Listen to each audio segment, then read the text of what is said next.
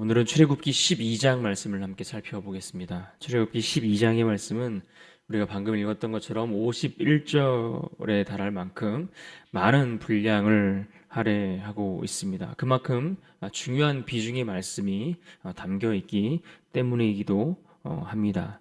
오늘 주어진 말씀 속에서 우리가 또 하나님이 우리를 어떻게 사랑하시고 인도하시는지를 깨닫는 귀한 시간 되면 좋겠습니다.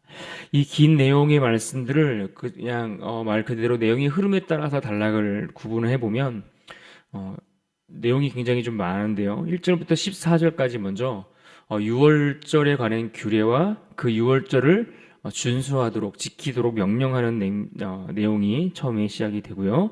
다음으로 이어지는 15절부터 20절까지는 무교절에 관한 규례와 그 무교절을 지킬 것에 대한 명령이 소개됩니다. 그리고 21절부터 28절까지 보시면 모세가 유월절 규례를 이스라엘 백성들에게 전달하고 그 첫 번째 유월절을 준수하는 내용들이 소개됩니다. 그리고 29절부터 36절까지 열 번째 재앙, 장자의 죽음, 이것이 죽음이 집행되면서 또 이스라엘은 출애굽을 준비하는 그러한 장면이 소개됩니다. 그리고 37절부터 42절까지 이스라엘의 출애굽 장면이 나오고 마지막 43절로 51절까지 유월절과 관련된 보충되는 그러한 규례 내용들에 대해서 그 내용이 소개되고 있습니다. 이제 그 내용으로 한번 들어가 보겠습니다. 하나님은 애굽에서 이스라엘이 구원받은 이 사건을 하나의 연례 절기 행사로 지정해서 지킬 것에 대해서 말씀하고 있는 내용을 오늘 우리 12장에서 볼 수가 있습니다.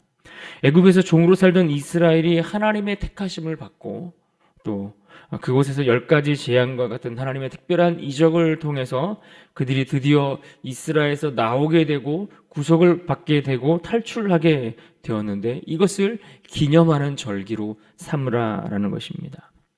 먼저 1절과 2절을 보시면 이렇게 말씀합니다. 여호와께서 애굽 땅에서 모세와 아론에게 일러 말씀하시되 이 달을 너희에게 달의 시작 곧 해의 첫 달이 되게 하고. 하나님은 지금 이 절기가 시작되는 그 달, 하나님께서 정하신 그 절기의 그 달을 이스라엘이 사용하는 새로운 해의 그 해의 첫 달로 정하라고 이렇게 말씀하십니다. 정월 첫 달이 되도록 하라고 하신 것입니다.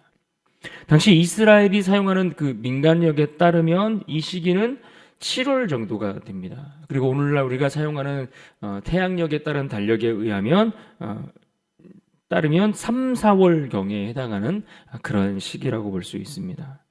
그래서 성경에 보면 이 달을 아비벌이라고 표현했는데 이것이 나중에 바벨론 시대로 가면 그 바벨론 포로기를 지나가면서는 이 아비벌이 니산월이라고 바뀌어서 불려지는 것을 우리가 볼 수 있습니다.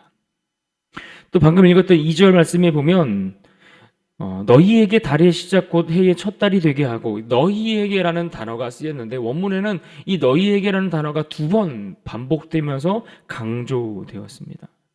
왜 그런가 하니 이 너희에게라는 이 말을 강조한 것은 하나님의 구속을 경험한 너희에게만 이 날이 의미 있기 때문에 그 날을 너희에게라는 이 단어를 강조하고 있는 겁니다. 하나님을 알지 못하는 이들에게는 하나님이 정하시는 이 절기가 그들에게는 아무런 중요한 날이 되지 못합니다. 그러나 그 구원하심을 경험한 이들에게는 이 날은 매우 특별하고 소중한 날이 되는 겁니다. 그들에게 있어서 가장 의미 있는 날이 되기 때문에 너희에게 이 날은 특별한 날이다 이렇게 강조하고 있는 겁니다.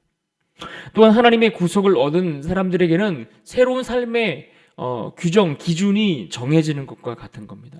그래서 그 날이 하나의 절기로서 그들이 지키는 삶의 기준이 되는 것입니다. 그래서 하나님의 백성으로서 죄의 노예 가운데 살던 그들의 삶이 거룩한 삶으로 바뀌어가는 새로운 기준을 삼는 그 날이 그들에게 너희에게만 주어지는 날이기 때문에 이것을 강조하고 있다라고 볼 수 있습니다.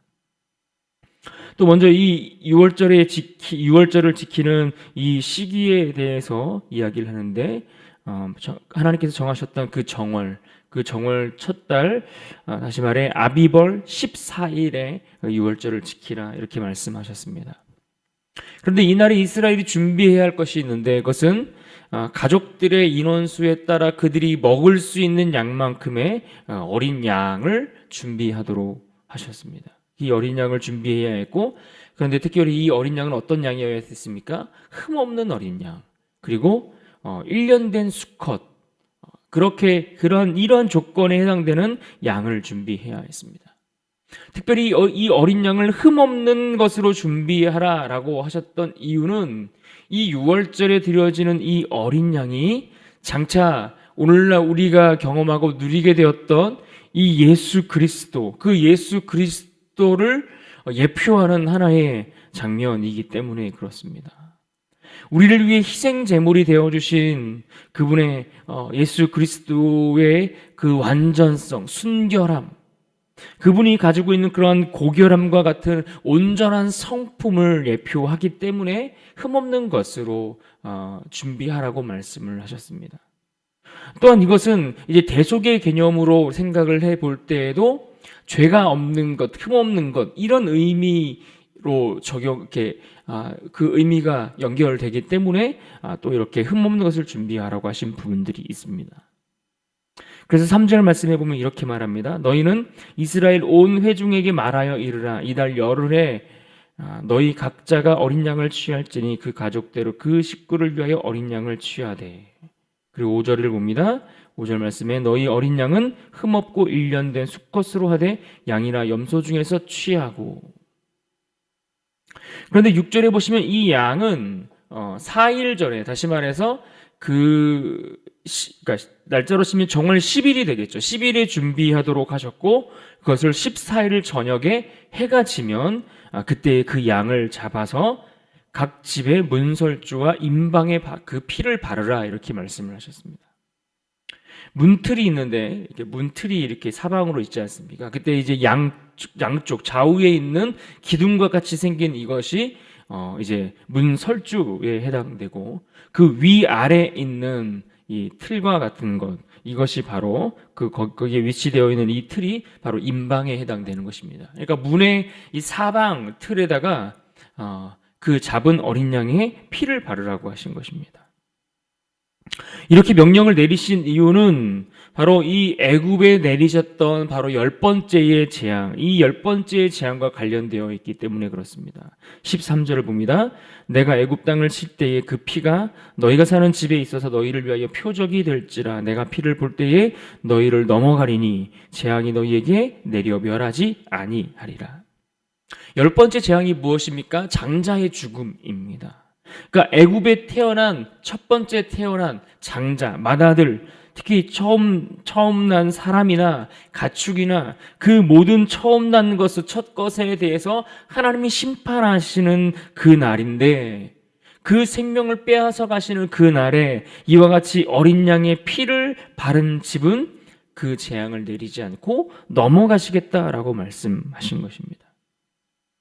중요한 것은 여기서의 그 어린 양의 피가 오늘날 우리에게 주어진 예수 그리스도의 보혈을 상징하고 의미한다라는 것이 중요합니다. 주님이 그 십자가에서 피 흘려 주셨던 그 보혈의 공로를 힘입어 오늘 우리가 구원을 얻었다라는 것을, 그런 의미가 바로 이 출애굽 사건 속에서, 이 유월절의 사건 속에서 담겨져 있는 것을 우리가 볼 수 있는 겁니다. 그래서 유월절이라는 이 단어가 페사흐라는 이 히브리어 단어인데, 이 단어는 이 단어의 명사인데, 이 단어가 넘어가다 혹은 뛰어넘다라는 그런 동사에서 파생되어 나온 단어입니다.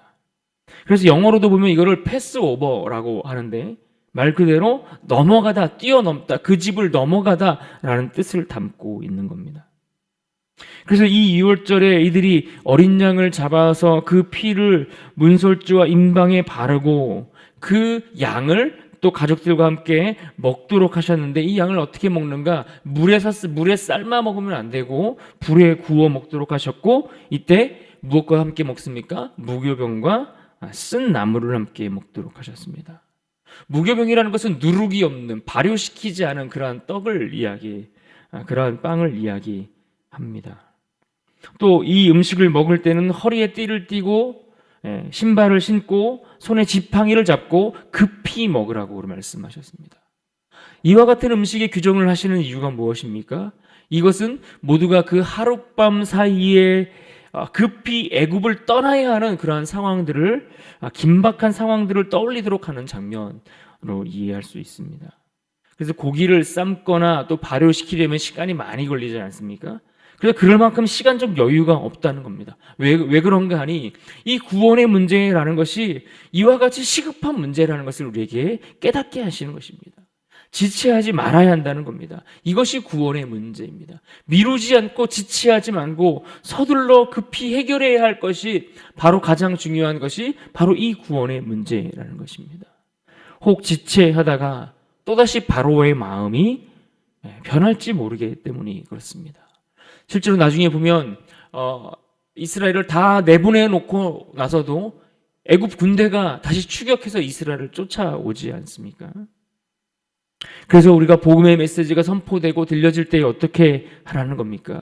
지체하지 말고 미루지 말고 즉각적인 응답과 즉각적인 순종으로 그렇게 반응해야만 한다. 이것을 우리에게 가르쳐 주고 있는 겁니다.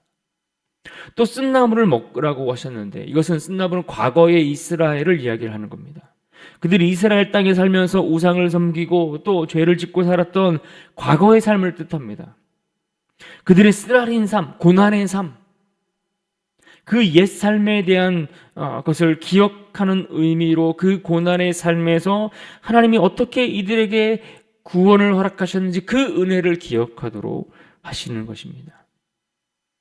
이처럼 정월 14일 저녁에 어린 양을 잡아서 유월절을 지켰는데 그 다음 날부터 7일 동안의 그 기간을 무교절이라고 그렇게 부르는 겁니다. 그러니까 유월절로부터 그 다음 날 무교절로 연결돼서 그 절기를 지키게 되는 것입니다. 15절을 봅니다. 너희는 이래 동안 무교병을 먹을지니 그 첫날의 누룩을 너희 집에서 제하라. 무릇 첫날부터 일곱째 날까지 유교병을 먹는 자는 이스라엘에서 끊어지리라. 이 7일 동안의 기간에 이스라엘은 누룩을 넣지 않은 떡을 먹으라 이렇게 말씀했습니다. 이건 역시 애굽을 떠날 때의 그 긴박했던 상황들, 애굽에서의 노예 생활들 이런 것들을 기억하도록 하신 것입니다. 그런데 이 절기를 지키는 이유가 무엇인가? 24절의 이하에 이 내용들을 설명해 주고 있는데요. 특별히 26절에 보면 이렇게 말합니다. 이후에 너희의 자녀가 묻기를 이 예식이 무슨 뜻이냐 하거든. 그러니까 새로운 세대들에게 하나님의 언약 백성이 된 것을 깨닫게 하고 그 교훈을 전하기 하기 위해서 이와 같은 절기를 지키라라고 말씀하셨다라는 겁니다. 특별히 오늘날에도 이 절기의 의미가 우리에게 중요한 이유가 무엇이겠습니까? 사도 바울이 고린도전서 5장 7절에서 이런 말씀을 했습니다. 너희는 누룩 없는 자인데 새 덩어리가 되기 위하여 묵은 누룩을 내버리라. 우리의 유월절 양 곧 그리스도께서 희생되셨느니라. 그러니까 어린 양의 죽음, 이 유월절에 지켰던 이 무교절에 지켰던 이런 것들이 그 어린 양의 죽음이 예수 그리스도의 죽음을 예표하기 때문에 이 의미가 오늘날 우리에게도 중요한 것입니다. 또 오늘 본문 46절에 보면 이렇게 말합니다. 한 집에서 먹되 그 고기를 조금도 집 밖으로 내지 말고 뼈도 꺾지 말지며. 그러니까 어린 양을 잡는데 이 어린 양의 뼈를 꺾지 말라고 이렇게 말씀했습니다. 그런데 이 말씀이 또 어디서 나오는가 하면 요한복음 19장 32절 이하에서 이렇게 이야기를 합니다. 32절에 군인들이 가서 예수와 함께 못 박힌 첫째 사람과 또 그 다른 사람의 다리를 꺾고 33절 예수께 이르러서는 이미 죽으신 것을 보고 다리를 꺾지 아니하고 그리고 36절로 넘어가 보면 이 일이 일어나는 것은 그 뼈가 하나도 꺾이지 아니하리라 한 성경을 응하게 하려 함이라. 그러니까 애굽의 이 모든 장자 그들의 맏아들, 그들의 소유의 모든 처음 난 것들을 치시고 그들의 생명을 빼앗던 그날에 그 죄와 그 세상 노예로 살아갔던 이스라엘을 구원하신 그 사건은 단순히 그들을 애굽에서 건지셨다라는 것만을 의미하는 사건이 아니라는 것입니다. 그 정도를 의미하는 사건이 아니라 이것은 장차 우리를 구원하실 그 어린 양 예수 그리스도의 모습을 앞서 비추어주고 있다는 것입니다. 그래서 이것이 오늘날 너무나 의미 있고 중요하고 우리가 깊이 묵상해야 될 말씀이 되는 것입니다. 여러분, 이 사건에서 어린 양을 잡는 장면을 다시 한번 생각해 보십시오. 이 미리 준비한 양을 누가 잡으라고 했습니까? 6절을 봅니다. 6절에 이달 열 나흔 날까지 간직하였다가 해질 때에 이스라엘 회중이 그 양을 잡고, 그러니까 이 양을 누가 잡는가 하니 이스라엘 회중이 이 양을 죽이라, 잡으라 이렇게 말씀했습니다. 이 양을 죽이는 이유가 무엇입니까? 이스라엘 회중, 다시 말해서 나를 위해서 잡는 것이기 때문에 그렇다는 겁니다. 이 양이 왜 죽습니까? 나 때문에 죽는 것이다라는 것입니다. 그래서 직접 이 양을 준비하고 준비한 그 양을 직접 죽이는 겁니다. 당시에는 각 집별로 준비했으니까 그 집의 가장이 이 역할을 감당했을 것입니다. 이 예식을 통해서 무엇을 기억하라는 겁니까? 하나님의 구원을 다시 한번 생생하게 기억하도록 하는 겁니다. 매 해마다 이 절기를 지키면서 말입니다. 그래서 이 예식을 행할 때마다 어떻습니까? 피를 흘리게 되고 그 피를 보게 되는 겁니다. 그러면서 그 피를 보면서 죽음의 상황에서 건져주셨다는 것을 생생하게 구원의 은혜와 감격 가운데 그 의미를 맛보도록 이 절기를 지키도록 하신 것입니다. 생각해 보십시오. 우리 주님이 십자가에 달려 돌아가셨는데 이 십자가에 달리실 때 그 마지막 주간이 언제였습니까? 바로 6월절이었습니다. 그래서 주님은 마지막 그 만찬을 제자들과 함께 하실 때에 6월절의 음식을 함께 드시고 친히 어린 양으로서 그 모든 인류를 위한 자신을 속죄의 제물로 내어 주신 것입니다. 오늘 본문 속에서 이스라엘은 이와 같은 하나님께서 행하시는 이 6월절의 제사를 통해서 비로소 하나님이 구원을 행하시는 그 의미를 깨닫고 감사하는 장면을 보게 됩니다. 본문 27절 후반부에 보시면 여호와께서 애굽 사람에게 재앙을 내리실 때에 애굽에 있는 이스라엘 자손의 집을 넘으사 우리의 집을 구원하셨느니라 하라 하매 백성이 머리 숙여 경배하니라. 모세가 아론과 함께 처음으로 이스라엘 백성들에게 가서 여호와께서 우리의 고통을 들으셨다라고 말씀하셨을 때 그들이 바로 하나님의 그 말씀을 듣고 그들이 감동을 받고 은혜를 경험하면서 이와 같이 머리 숙여 경배했다라고 했습니다. 출애굽기 4장 31절 말씀에 백성이 믿으며 여호와께서 이스라엘 자손을 찾으시고 그들의 고난을 살피셨다 함을 듣고 머리 숙여 경배하였더라. 그런데 그 이후에 어땠습니까? 바로가 그들을 핍박하고 그 강도가 심해지자 하나님을 신뢰하는 그 믿음이 약해져서 그들이 그 자체를 거부하고 함께 그 일에 동참하는 것을 그들이 거부했던 것을 믿음이 떨어졌던 것을 보여주었습니다. 그런데 이들 가운데 하나님이 행하시는 이 10가지 재앙들을 통해서 비로소 이들도 처음에 드렸던 그 고백과 같은 그 마음이 다시 회복되었다는 것입니다.